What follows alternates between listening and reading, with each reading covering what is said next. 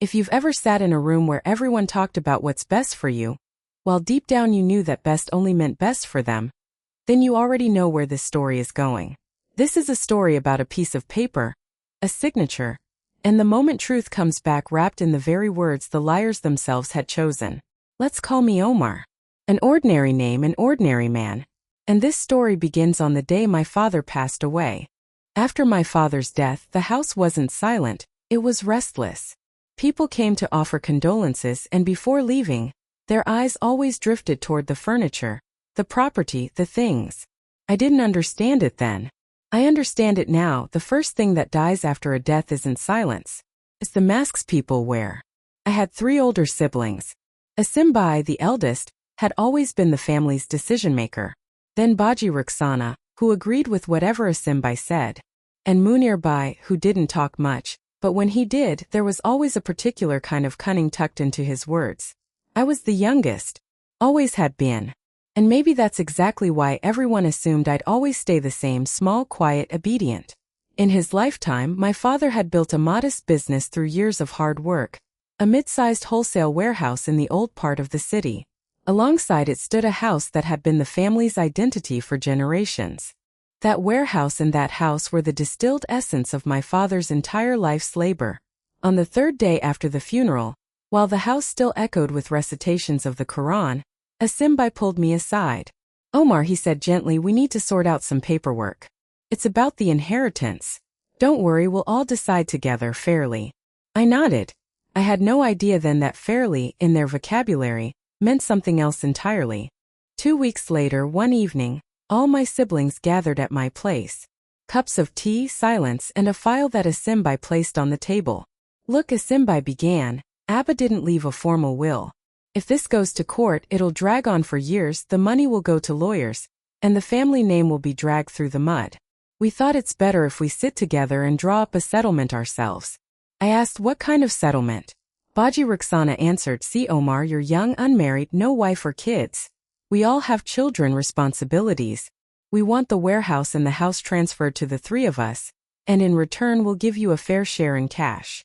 Munir Bai jumped in immediately, it's better for you, honestly. With cash you can start your own business. Why saddle yourself with the headache of property? I could tell this was a rehearsed script, but I said nothing. I only asked, how will all this be put on paper? Asim Bai smiled.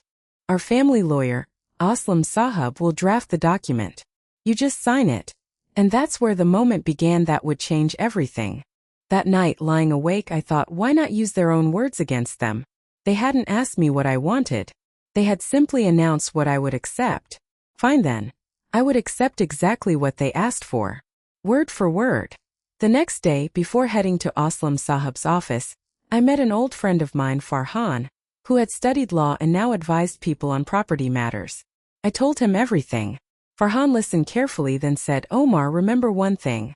When people are in a hurry and dictate the language of a document themselves, they often forget that words can carry more than one meaning. Your job isn't to refuse. Your job is to ask for exactly what they said, not one word less, not one word more. I asked, what do you mean? Farhan smiled. They said the warehouse and the house go to them and you get cash. Fine. But how much is this cash? When will it be paid? And most importantly, what about whatever's underneath the warehouse and whatever's in the courtyard of the house? I remembered something. My father had once mentioned, half joking, that under the old section of the warehouse there was a basement where he kept old documents and some valuables. And in the courtyard of the house stood an old well, sealed shut for years, and the extra land around it had never been separately registered. It sat in the records as undesignated area. Farhan said, your brother said the warehouse and the house. They never mentioned boundaries, they never mentioned adjoining land, and they never mentioned whatever's in that basement. If the document only refers to the built structures, and you verbally make clear that your consent extends only to the buildings and constructed structures, then everything else can legally stay outside the settlement. I asked, wouldn't that be dishonest? Farhan replied seriously, dishonesty is when you lie or hide something. You're not hiding anything. You're simply signing exactly what's written in the document. If they left a gap in the document, that's the result of their own haste, not your dishonesty. On signing day, everyone gathered at Aslam Sahib's office. The file was pushed toward me. I read the document carefully, exactly as my siblings had described. The warehouse building and the house building, along with their existing constructed structures, are hereby transferred to Asim, Rukhsana, and Munir. In return, Omar shall be paid a sum of 25 lakh rupees in cash. Before signing, I asked only one question. Is this document complete?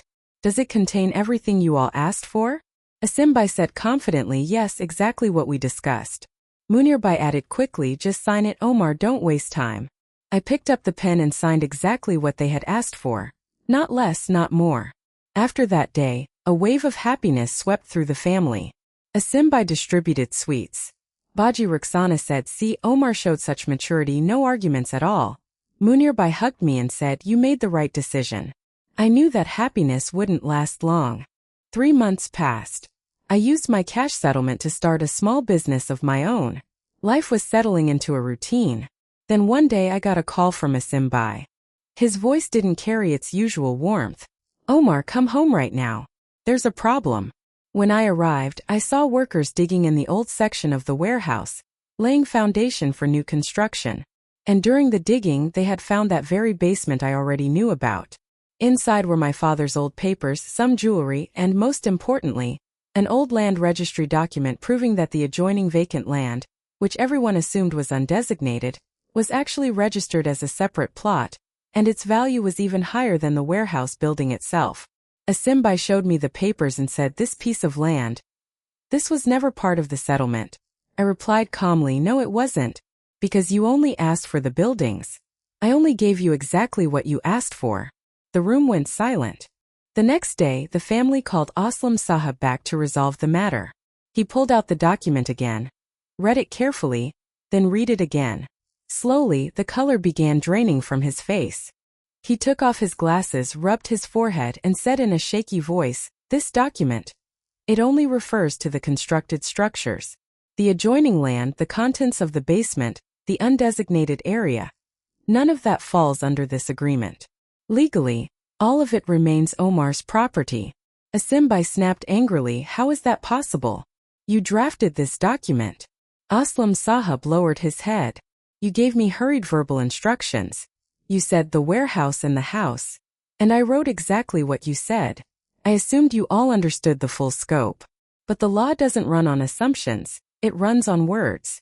His face had genuinely turned pale. For an experienced lawyer, it wasn't easy to accept that his own drafting had been used against the very people who had dictated it. Baji Rukhsana started crying. Omar, did you do this on purpose? I answered calmly, Baji, I only signed what you all asked for. You never once asked me what I wanted. You simply announced your decision. So I did the same, exactly what you said, word for word. Munir Bhai said in a threatening tone, we'll challenge this in court. Aslam Sahab interjected, Munir Sahab, before challenging this in court, think carefully. The document is clear and unambiguous. There's no vagueness here that could be twisted in your favor.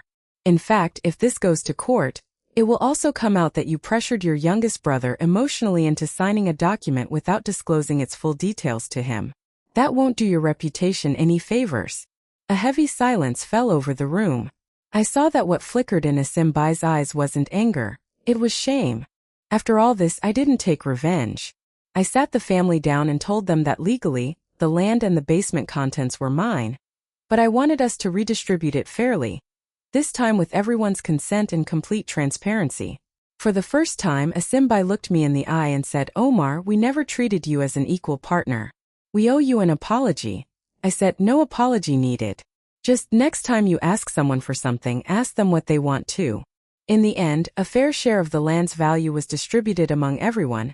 The jewelry and my father's keepsakes from the basement were preserved, and most importantly, the family established a new rule. No decision, however small, would ever be made again without everyone's full consent and complete information. Sometimes justice doesn't arrive with a sword.